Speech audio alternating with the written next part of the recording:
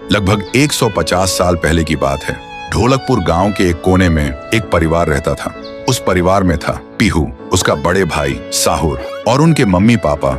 एक सुबह पीहू और साहुर घर के बाहर खेल रहे थे और अंदर उनकी मम्मी किचन में खाना बना रही थी। वो थोड़ी जल्दी में थी और तभी अचानक उनके कपड़ों में आग लग जाती है। वो चीख चीख के चिल्लाने लगती हैं। पीहू और साहुर मम्मी की चीख सुनकर भागकर अंदर आते हैं और जैसे ही मम्मी को जलते हुए देखते हैं वो चिल्लाते हैं, पापा जल्दी आओ पापा। पापा भागकर आते हैं, लेकिन मम्मी को बचाने के लिए जैसे ही हाथ बढ़ाते हैं उनके कपड़ों में भी आग पकड़ लेती है और कुछ ही सेकंड्स में दोनों जलकर राख हो गए।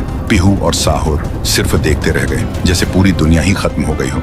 अब पीहू घर में अकेली रहने लगी और साहुर हर दिन खेतों में काम करता, सिर्फ इसलिए ताकि उसकी बहन भूख से ना रहे। एक पूर्णिमा की रात थी।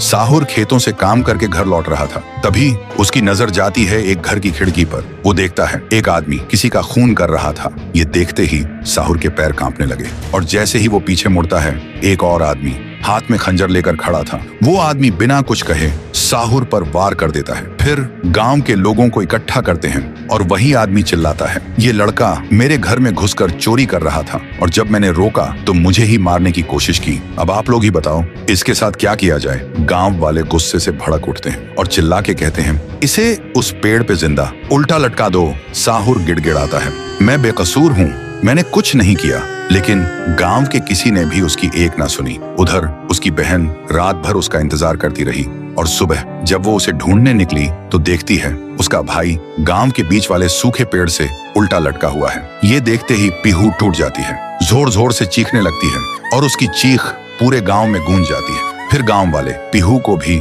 चोर का बहन कहकर गांव से निकाल देते हैं और तब से साहुर की आत्मा उस पेड़ के अंदर समा गई थी और पीहू गांव के बाहर एक झोपड़ी में रहने लगी थी। रोज एक पेड़ के नीचे बैठकर भीख मांगती थी, लेकिन कोई भी उसे कुछ भी खाने को नहीं देता था। वो बस भूखी पेट पेड़ के नीचे लेटी रहती थी। साहुर भी अपनी बहन का दर्द महसूस कर पाता था, लेकिन वो कुछ नहीं कर सकता था। फिर एक दिन पीहू रास्ते में खाना मांग रही थी और तभी एक नशे में चली गाड़ी ने उसे कुचल दिया था।